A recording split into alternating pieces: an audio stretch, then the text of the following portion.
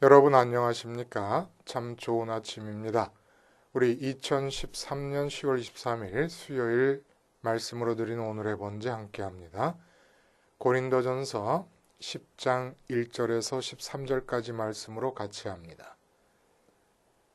우리는 1절부터 6절까지만 같이 읽겠습니다. 시작. 형제들아, 나는 너희가 알지 못하기를 원하지 아니하노니 우리 조상들이 다 구름 아래에 있고 바다 가운데로 지나며 모세에게 속하여 다 구름과 바다에서 세례를 받고 다 같은 신령한 음식을 먹으며 다 같은 신령한 음료를 마셨으니 이는 그들을 따르는 신령한 반석으로부터 마셨음에 그 반석은 곧 그리스도시라. 그러나 그들의 다수를 하나님이 기뻐하지 아니하셨으므로 그들이 광야에서 멸망을 받았느니라. 이러한 일은 우리의 본보기가 되어 우리로 하여금 그들이 악을 즐겨 한 것 같이 즐겨하는 자가 되지 않게 하려 함이니 그들 가운데 어떤 사람들과 같이 너희는 우상 숭배하는 자가 되지 말라. 기록된 바 백성이 앉아서 먹고 마시며 일어나서 뛰논다 함과 같으니라. 여기까지만 읽습니다. 오늘 우리가 함께 읽은 말씀 중심으로 복지는 오직 한 쌍이다 라는 제목의 하나님 말씀 증거합니다. 복지는 오직 한 쌍이다. 하나님께서 우리가 하나님을 믿고 있다 그러면, 그래서 하나님의 선민이라면 반드시 이 땅에서 살고 있는 동안에 우리에게 복지를 주십니다. 그런데 이 복지를 누리고 계십니까? 아니면 복지와는 상관없이 살고 계십니까? 이렇게 주시는 복지는 언제나 한 쌍입니다. 아마 우리가 지금 복지를 누리지 못하고 있다 그러면 이유는 대부분이 이것일 거예요. 뭐냐? 복지가 한 쌍으로 이루어져 있다는 사실을 모르기 때문에 우리가 복지를 살지 못하고 있을 것이다 이것입니다. 한 쌍이어야 쓸 수 있는 물건들이 있지 않습니까? 예를 한번 들어보면 신발, 그렇죠? 아무리 좋은 신발이라도 한 짝이 사라져 버리면 신을 수가 없습니다. 안경알, 렌즈를 비싼 렌즈를 끼워도 렌즈 하나가 사라져 버리고 나면 그 렌즈를 쓸 수가 없습니다. 컨택트 렌즈 마찬가지죠. 양말도 마찬가지예요. 그리고 여자들이 좋아하시는 귀걸이, 이것도 양쪽 귀로 하게 되어 있는 것이 한 짝 없어져 버리면 곤란합니다. 자동차 타이어도 4개를 다 동시에 갈 수도 있지만 최소한 2개는 같이 짝으로 쌍으로 갈아야 됩니다. 스테레오 스피커도 그렇죠. 또 노아 홍수 때 방주로 들어간 동물들을 생각해 보면 모두가 다 쌍쌍으로 들어갔습니다. 남녀도 한 쌍을 이루어서 가정을 꾸리게 됩니다. 이처럼 젖과 꿀이 흐르는 약속의 땅 복지, 이것도 한 쌍으로 이루어졌습니다. 제1복지가 있고 제2복지가 있어요. 제1복지는 광야 복지입니다.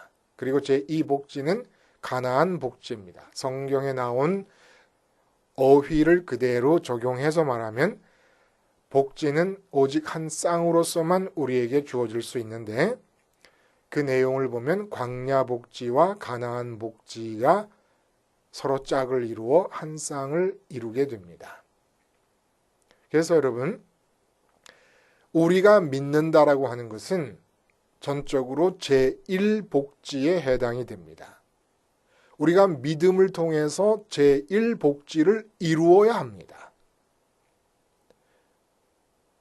믿음을 갖고 있고 그럼으로써 그 믿음의 효과가 나타나서 제1복지가 이루어진 사람들에게는 가나안 복지, 실제로 이 세상에서의 삶이 복지로서 주어지는 일은 저절로 주어집니다. 그러니까 제2복지, 젖과 꿀이 흐르는 가나안 복지는 제1복지, 광야 복지를 믿음을 통해 이루게 되면 약속으로 주어지는 거예요. 제1복지를 이룬 자에게는 반드시 이 땅에서 젖과 꿀이 흐르는 가나안 복지, 제2복지를 주실 것이다 라는 것이 약속입니다. 그러므로 제2복지는 약속이기 때문에 우리가 염두에 둘 필요 없어요. 그러니까 이 세상에서 걱정 없이 염려 없이 언제나 행복하게 사는 삶의 조건은 우리가 염려할 필요가 없습니다. 그거는 저절로 주어집니다. 왜냐하면 복지는 쌍으로 이루어졌으니까. 그래서 내가 믿음을 가진 자로서 신경 쓸 일은 제1복지, 광야복지만 신경 쓰면 이 세상에서 삶은 염려 없이 평강 가운데 살 수 있는 복지가 저절로 주어집니다. 그러니까 우리가 지금 이 세상을 잘 살려고 노력할 필요가 없다는 거예요. 이 세상의 삶을 평강 가운데서 안전한 장치를 하게 가면서 그렇게 살려고 애를 쓸 필요가 없다는 겁니다. 광야 복지를 믿음 안에서 이루기만 하면 그것은 이 세상에서의 평강 가운데 살 수 있는 삶은 이 세상의 젖과 꿀이 흐르는 삶의 조건은 저절로 주어지는 거예요. 근데 우리가 거꾸로 살고 있죠. 이 세상에서 좀 안정된 조건에 내 삶을 올려놓으려고 무진애를 쓰고 있는 거 아닙니까? 잘못되고 있는 거라는 거예요. 광야복지를 믿음 안에서 내게 이루게 되는 일은 그냥 믿음 안에서 이루어지는 일이기 때문에 우리가 세상 살기 위해 돈 많이 벌고 건강을 유지하고 높아지려 하고 많이 벌려 이런 노력을 할 필요가 없다는 얘기예요. 이런 노력과 관계가 없다. 그러니까 이 세상은 저절로 복지로 사라지는 겁니다. 제1복지를 이루면 쌍으로 이루어져 있으니까. 그런데 제1복지가 안 되지 않습니까? 그러면 절대로 제2복지는 주어지지 않습니다.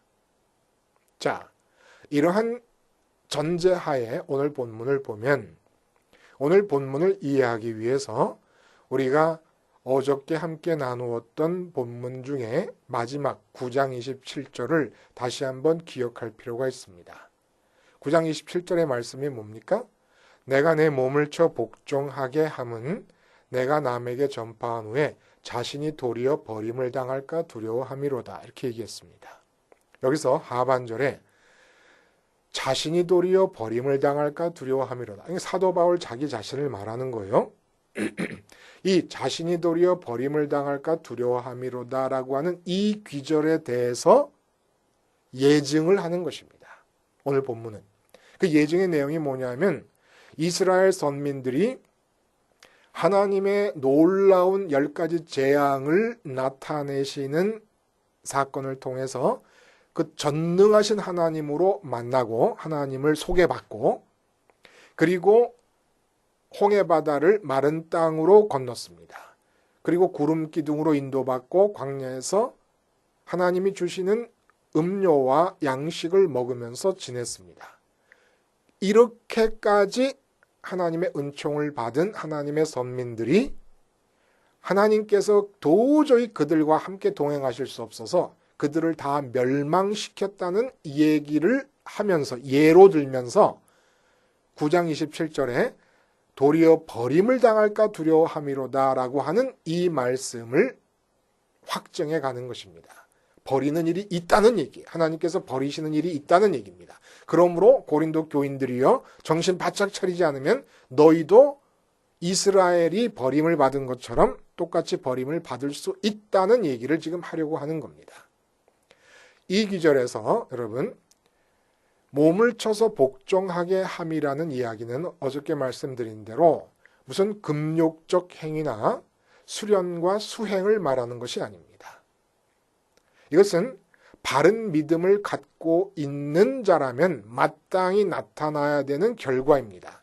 몸을 쳐서 복종시키는 일이 잘 될 때도 있고 안 될 때도 있고 좀 잊어버릴 때도 있고 그래서 몸에 예속되는 순간이 있을 수는 있지만 바른 믿음을 갖고 있다 그러면 넘어지고 쓰러지는 가운데서라도 몸을 쳐서 복종시키는 일에 매진하게 되어 있습니다.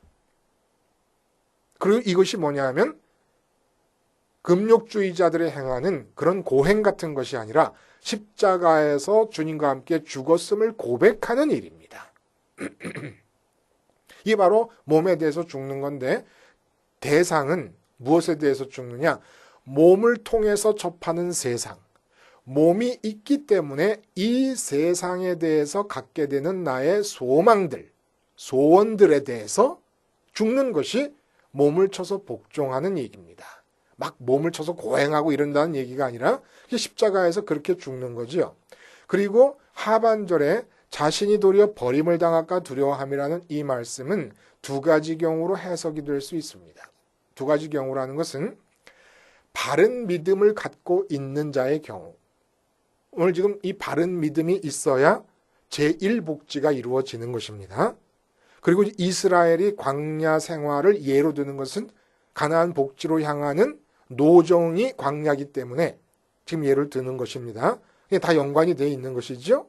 자, 버림을 당한다는 게 사도 바울처럼 바른 믿음을 갖고 있을 경우에 버림을 받는다는 이야기는 9장의 전체 그 중반부부터 마지막까지의 전체 흐름의 맥락상 구원을 받은 것은 확정적인데 바른 믿음을 갖고 있으니까 누가 더 큰 상을 받느냐라고 하는 문제와 연관지어서 생각을 했습니다. 그래서 상을 받지 못하는 자가 될까봐 두려워합니다. 근데 이 말씀이 발전적으로 오늘 본문에는 한 단계 더 나아간다고 생각을 합니다. 이스라엘의 예를 들면서 어떻게 되느냐? 바른 믿음을 갖고 있지 못할 경우에는 아예 멸망으로 처해질 것이다라는 얘기입니다. 멸망으로. 그러니까 여기서 우리가 문제가 되는 게 뭐냐면 성도의 견인이라는 교리가 있지 않습니까? 우리 장로교가 고백하고 있는 교리. 성도의 견인이라는 건 뭐냐면 일단 한번 주님을 구주로 믿은 사람이면 혹시 믿는 자로서 하나님이 보시기에 원치 않으시는 길로 빠지기도 하고 믿음에서 쓰러지기도 하고 다시 일어나기도 하고 질척거리기도 하지만은 결국 하나님께서 잘못을 깨우쳐 주시고 회개하게 하시면서 끝까지 구원을 이루어 가신다. 하나님께서 강한 능력과 힘으로 사랑으로 우리를 이끌어 가신다. 구원해로. 이 성도의 견인입니다. 얼마나 위로가 되는 말씀입니까? 근데 이 성도의 견인 때문에 오늘 본문과 같은 귀절이 나올 때마다 우린 고민을 하는 거예요. 어떻게 믿는 사람이 버림을 받을 수 있다는 얘기를 하는 것일까?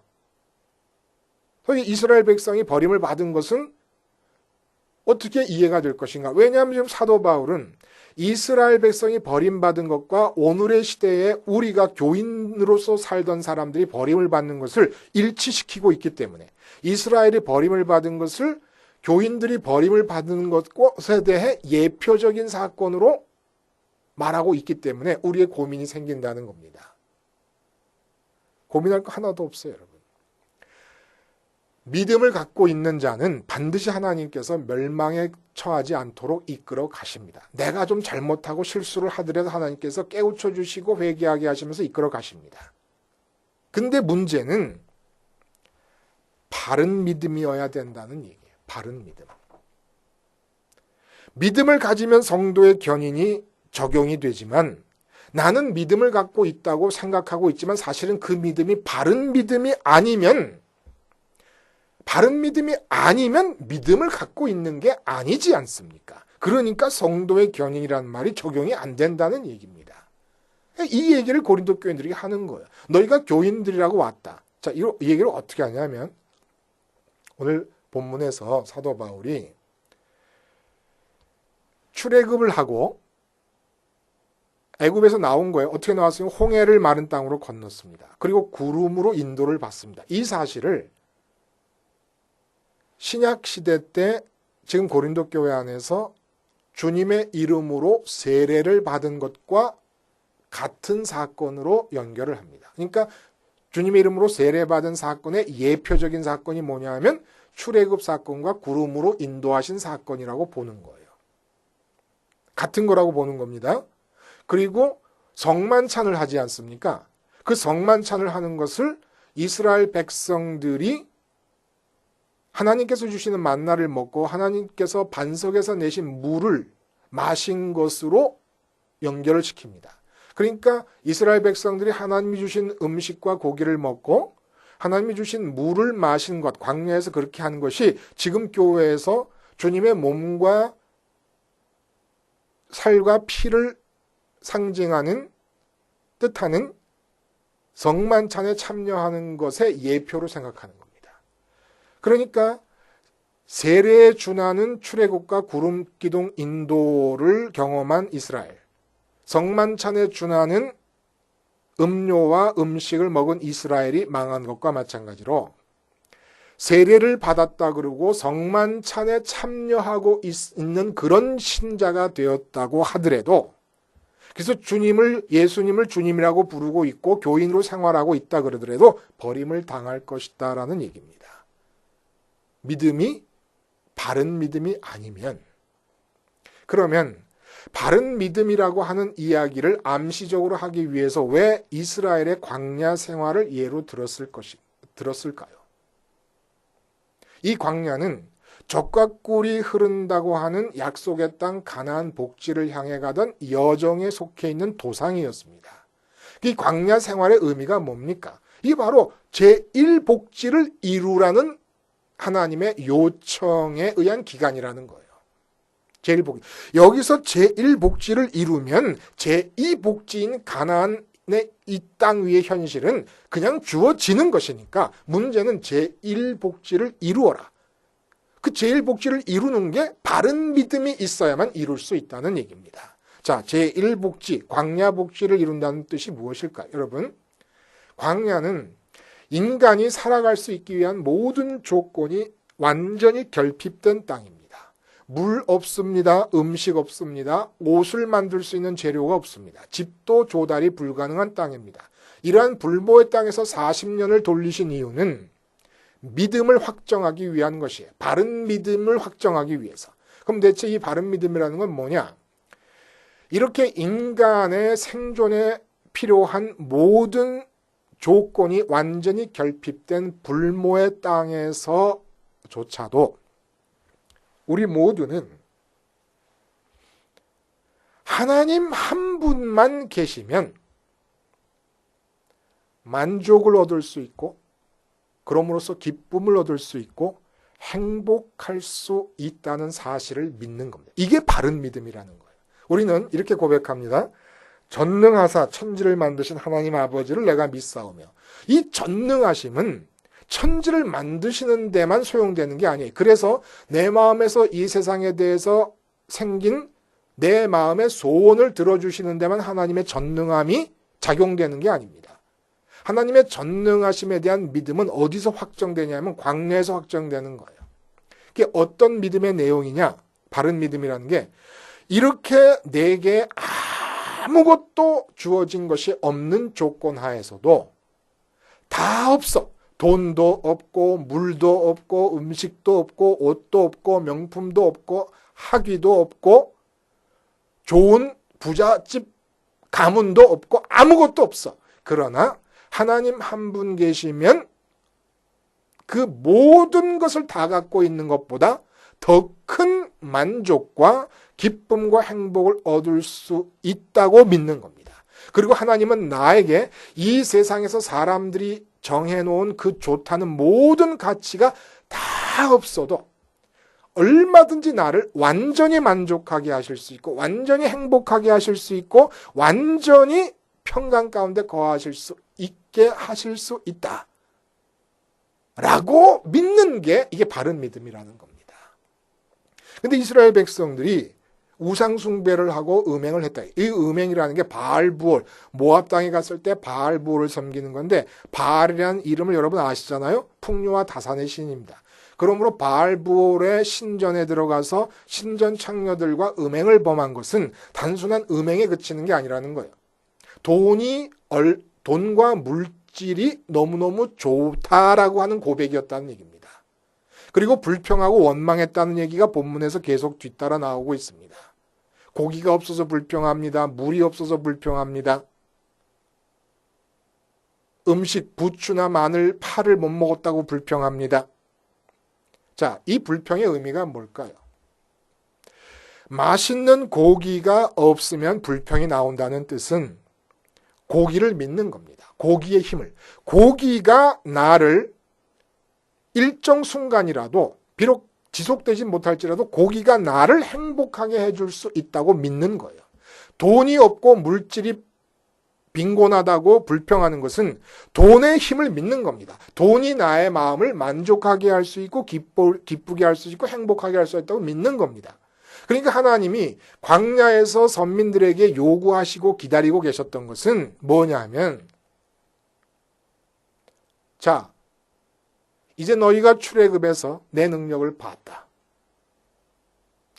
세계 초대 강국인 애굽이 하나님 앞에서 무릎을 꿇는 걸 봤고 홍해가 갈라지는 것도 봤다. 이제부터 할 일은 뭐냐?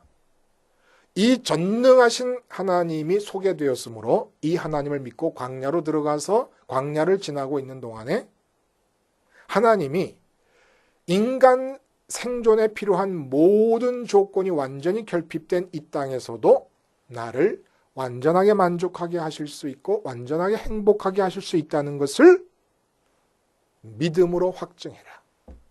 이걸 요구하셨던 겁니다. 이걸. 만약에 너희가 광야에서 그럼으로써 하나님이 나를 온전히, 하나님 한 분만 계시면 나를 온전하게 기쁘게 하실 수 있다라고 하는 믿음을 통해 견디고 인내했으면 제2 가나안 복지는 저절로 주어지는 것이니까 그건 생각하지도 말고, 근데 이 사람들은 제2 가나안 복지를 빨리 적과 꿀이 흐르는 이 땅의 현실을 빨리 원한 겁니다. 이게 우리 인생과 똑같은 거야. 우린 자꾸 좋은 돈 좀 벌겠다는 거야. 건강을 좀 회복하겠다는 거야. 자꾸 뭐 높은 스펙을 쌓겠다는 겁니다. 많이 모으겠다는 겁니다. 오래 살고 싶다는 거야. 자식들이 어떻게 잘 됐으면 자꾸 이 세상의 제2 가나안 복지를 성급하게 요구하고 있는 거야. 그냥 제1 가나안 복지를, 광야 복지를 먼저 이루면 되는 거예요. 지금 없어요. 돈이 없어요. 그래도 돈이 없어서 걱정이 생길 때 몸을 쳐 복종시키는 겁니다. 이게 바로 십자가에서 죽는 거예요. 아니야. 난 지금 돈이 있어야만 된다는 염려가 생겼지만은 이거는 이 세상에서 죄악으로부터 들어온 나의 습성이고, 주님께서 가르쳐 주신 것은 하나님이 내 아버지시기 때문에 나는 돈이 없어도 죽지 않을 뿐만 아니라 광야에서 이스라엘 백성들을 살리셨던 것처럼 하나님 나를 살리실 뿐만 아니라 돈이 없는 이 상태에서도 나는 얼마든지 조금도 돈을 더 원하지 않을 수 있을 만큼 만족하고 기쁠 수 있어. 왜? 하나님은 전능하시기 때문에. 이게 바로 믿음이라는 겁니다. 이게 바로 광야 복지를 이루는 믿음이라는 거예요. 이 믿음이 있으면 계속해서 내 몸을 쳐서 복종시키는 겁니다. 그게 뭐라고요? 몸이 있기 때문에 이 세상에 대해서 결핍을 느끼고 소원을 갖게 됩니다. 그럴 때마다 아니야. 몸을 쳐 복종시키다 십자가에서 죽는 거예요. 그 소원에 대해서 십자가에서 죽으면서 말해, 어떤 차가 너무 갖고 싶다. 그럴 때 아니야. 이 차가 나를 기쁘게 할 수 있다는 것도 바알부올 우상 숭배를 하는 것과 마찬가지다. 차가 나를 기쁘게 할 수 있기 전에 나는 하나님 한 분이면 도저히 아무 차가 없어도 그것이 부러워하지 않을 수 있을 만큼 기쁘고 만족할 수 있어라고 믿는 거라는 거야. 지금 당장 그렇게 됐다는 얘기가 아니라, 그렇게 만족하고 그렇게 기쁘다는 얘기가 아니라 그렇게 믿으라는 얘기입니다. 이게 바로 바른 믿음이라는 거예요.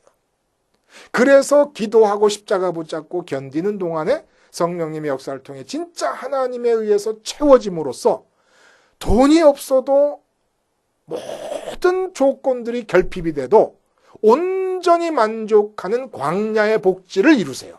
광야의 복지를 이루면 아무 염려 없고 아무 걱정 없이 살 수 있는 이 현실적인 여건을 하나님께서 인도해 가십니다.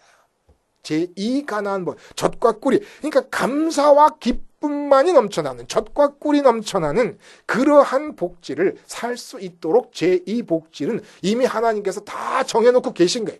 우리 삶에. 그러니까 이 세상에서 어떻게 벌까, 어떻게 높아질까, 어떻게 오래 살까 이런 거 걱정하지 마시고 애쓰지 마시고 오직 광야 복지에만 집중하는 겁니다. 바른 믿음. 바른 믿음이 뭐라고요?